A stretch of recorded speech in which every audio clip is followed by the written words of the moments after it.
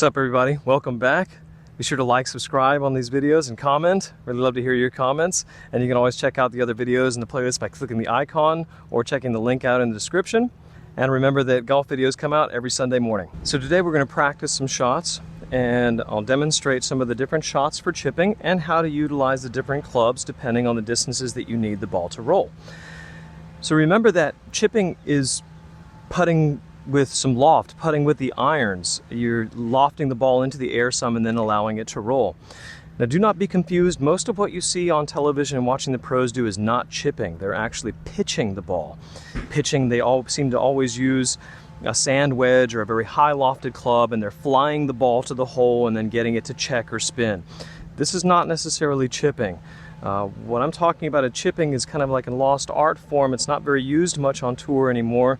Everybody wants to pitch the ball and it seems to work well, but for most golfers, this is a very low percentage shot, so chipping is going to be a much more viable option. So you want to definitely add chipping as part of your arsenal and your bag of tricks in golf. The more options you have, the more tools, the more types of shots that you have, the easier it is to play the game, so that when you're in situations, you have different options that you can weigh so you can decide what type of shot is you want to hit, or rather what is going to give you the best probability of getting the ball closer to the hole. Usually that's putting, but when you can't putt it, or it's not viable to putt it, then the next option is chipping. And then after chipping is pitching, which we will be going over after we go over chipping. But this is just chipping, so we're just using a putting stroke and we're just lofting a little bit. If you look at this shot where I'm going to be hitting these balls from, I have this 1, 2, 3, 4.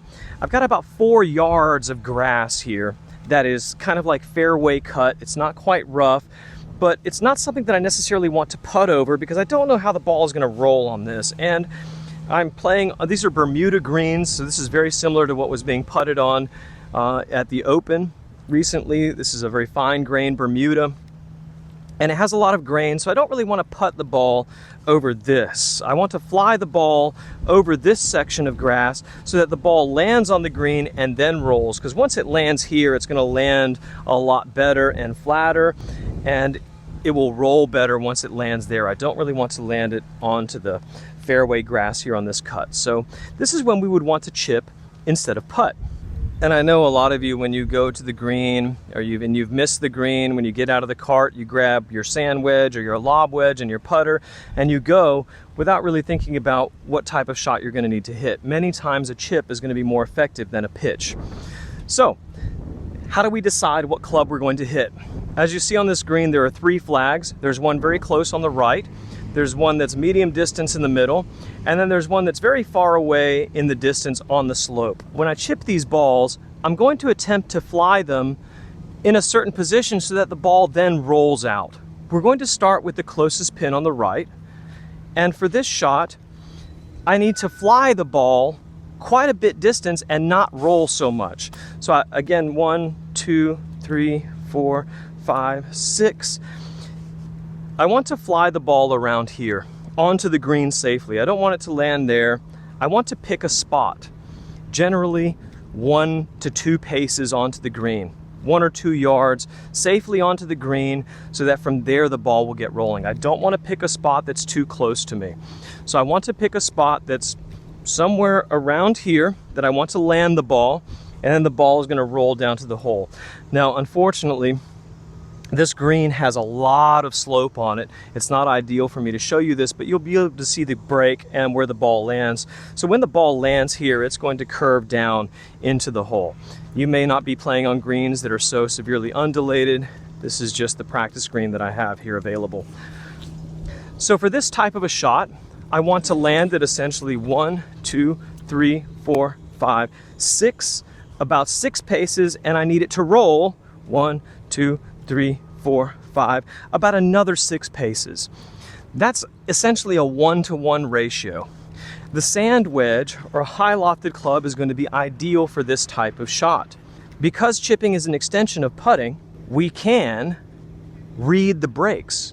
We want to read the breaks and the line the same way that I showed you in putting. So if you haven't seen that, be sure to check that out by clicking the link in the description. I believe it's lesson 7.5, green reading.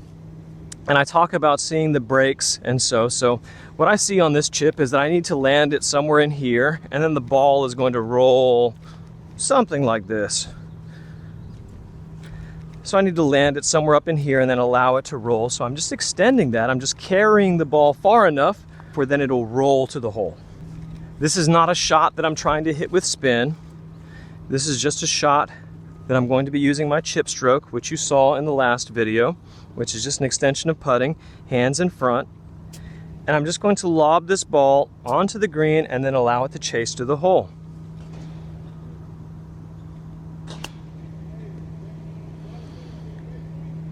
And that was nice. That's a couple of feet away. It should be an up and down there. I'll try that again.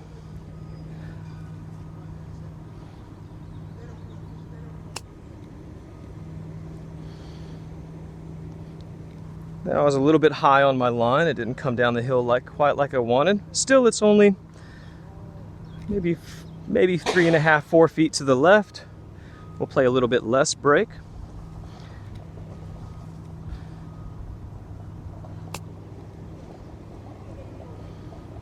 There's a good one.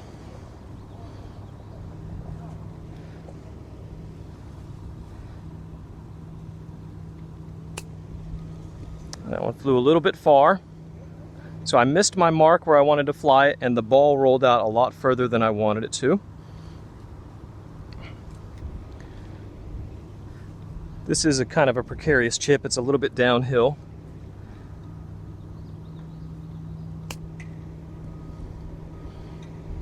That's going to roll down nicely. Oh yeah. So I landed that one just on the green there.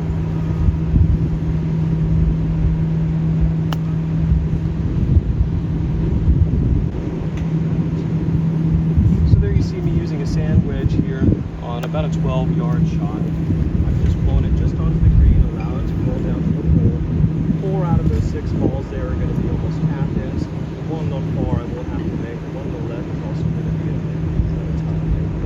most of the time this is going to get close to the hole. This is a relatively shot. So now I'm going to chip these balls to the middle flag.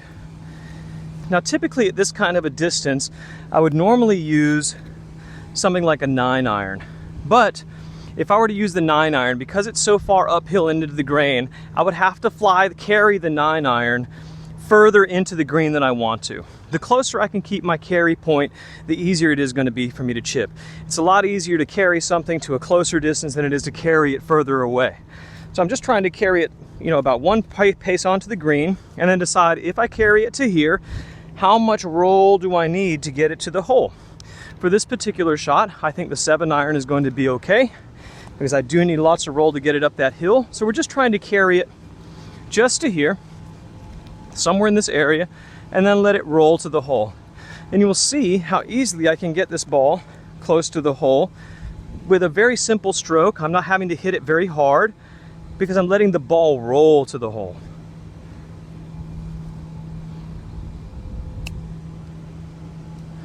See, I just bumped that onto the green. That wasn't necessarily a great shot, but still it only leaves me about 6 feet from the hole, which is very makeable, and it's up the hill. We'll try that again, hit a little bit better.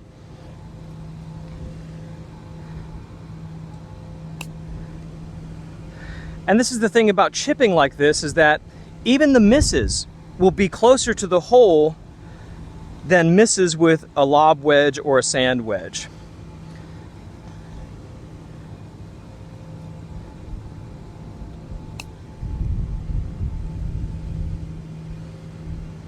That just rolls very nicely.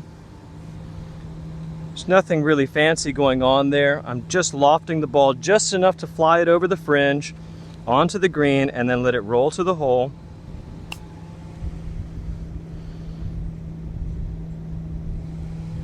And you see I can nestle a lot of these balls pretty close to the hole within my 5-foot circle quite often. I'm not going to chili dip this because it's hard to chili dip it when I'm just using a putting stroke.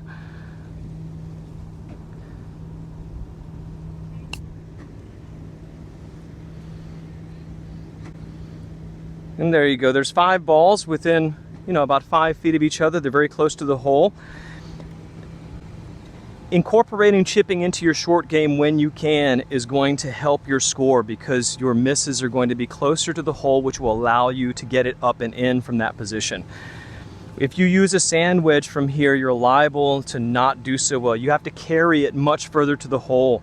You have to use a more aggressive swing. It's going to be more difficult to get it closer to the hole. Gary Player famously said, hit it high, you're going to cry, hit it low for the dough. It's easier to control the balls lower when they're rolling on the green. It's not so easy to control them up in the air.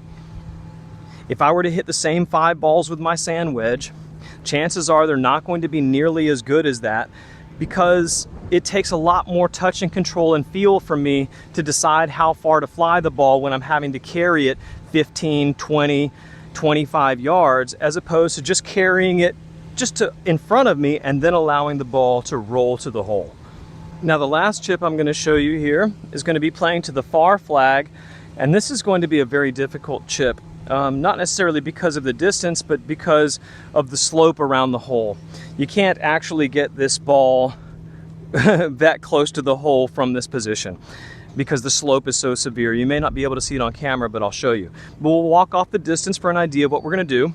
1, 2, 3, 4, 5, 6, 7, 8. I am planning to land the ball here. In this case, I definitely want to land the ball well on the green. I've got a lot of distance to cover. It's uphill, up grain. It's going to be difficult for me to hit this one too hard. So there's 8 steps to here. 1, 2, 3, 4, 5, 6, 7, 8, 9, 10, 11, 12, 13, 14, 15, 16, 17, 18, 19, 20, 21, 2, 3, 4, 5. So 25 yards from my landing point to the flag. It's a pretty long shot, and I'll show you how severe the slope is here. If I just drop the ball on this hill, it's going to roll well below the hole. This is severely downhill, down grain. And you'll see that this ball just will not stop, and it's picking up speed and will end up going probably 10 feet down the hill there. Just to show you that the chips that I'm hitting are actually going to be better than this green is allowing me to do, just because this green is so difficult and they've put that pin on the side of a slope. So it will actually be kind of difficult for me to get these to stop close to the hole, because they're just going to run down the hill. But I think you'll get the idea of the distance control that you can have using a chip swing as opposed to a wedge swing. If I were to hit a sand wedge to that pin, I would have to carry it almost all the way to the hole, which would be like a 30-yard carry. I was 8 paces on, 25 to the hole, that's 33 yards. I would need to carry it about 31, maybe 32 yards right at the hole to get it to stop there into that grain. That's not something that is going to be very easy to do. However, I can take this hybrid, which is my 3 hybrid, which is essentially my 3-iron, and I can land it here, and it will run the rest of the way to the hole, which makes this shot a lot easier. Instead of having to land it somewhere that's way over there, I can just land the ball next to me, close to me, here, and then let it go the rest of the way. We're going to try to play a lot of swing, a lot of break on this one. I'm going to hit this one somewhere close towards the middle flag and allow it to come all the way back to the other side. So that's going to be my aim point. We'll aim at the center flag, and I'm just trying to land it a couple paces onto the green. And by bumping and running it like that, you see it runs out towards the hole. It's very, you're not going to miss this shot nearly as badly as you would miss a wedge.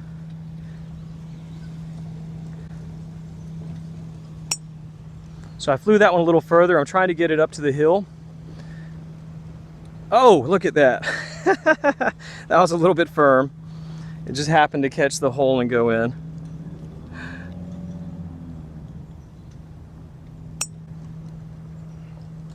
Look how nicely those balls roll. They're just essentially it's a putt after I hit it, after I fly it over the fringe, and then it goes to the hole.